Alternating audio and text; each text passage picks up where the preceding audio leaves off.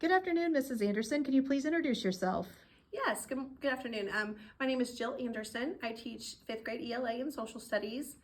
I am certified in elementary education 1 through 8, or 1 through 6, I'm sorry, early childhood education, birth to 3rd grade.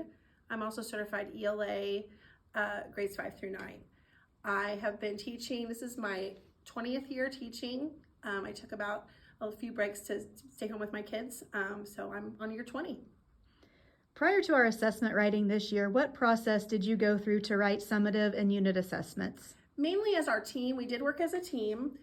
We talked about the standards and we kind of just chose from different things we could get our hands on, to be perfectly honest.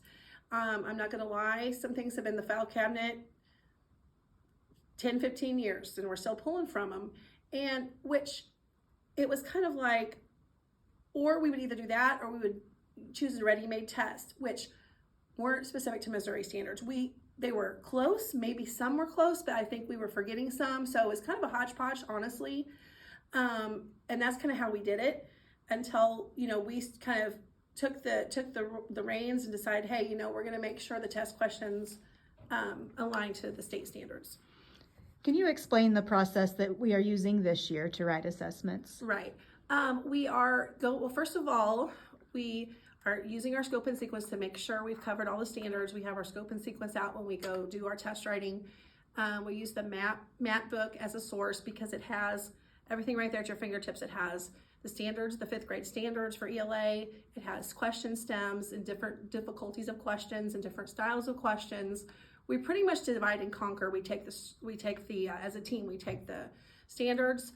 We make sure we're each writing a question that's at different levels of difficulty. We make sure we're varying our question types, and then we're kind of coming back with what we have, discussing it, and then just really making the test based off that.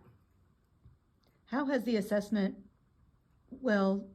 what's been the benefit of assessment writing using the MAT books this year? What benefits have you seen from that? Well, it's just, you don't have to go on a scavenger hunt. Everything is right there. There's they give you examples you can use. I mean, they give instructional things too. They give anchor charts. They give all kinds of things too. So you can, they give you ideas to use in the classroom as well to prepare for the standard or whatever you're working on at the time.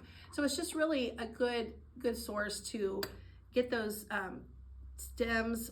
You don't really have to look anywhere else, and you just go by their model, and well, I've covered it, it's right here, and I have a question that's similar in style, so it just works well. How has the assessment writing process either improved or changed your instruction based on what you know about standards now?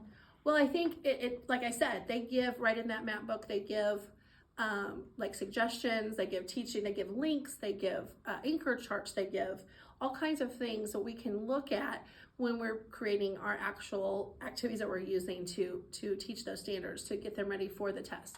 So it's kind of just a great resource, and also we can use that as a springboard too, to go other places. Like, hey, does what we've been using, is it good? Does it fit this or does it not? Then we can get rid of things that we know we don't need and streamline what we do. So perfect. What advice would you give to administrators or other teachers about assessment writing?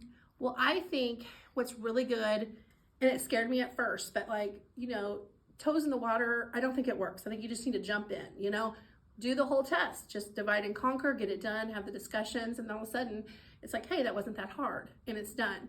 We have a team of 3, and we all took 5 or 6 questions with maybe one or two standards, and it just kind of came together. We have a great instructional coach that helped us out, but it's just kind of, it's not as scary as it seems. So that's what I would say. Just kind of, get the snacks and the candy in the middle of the table, gather around and get it done. So that's what we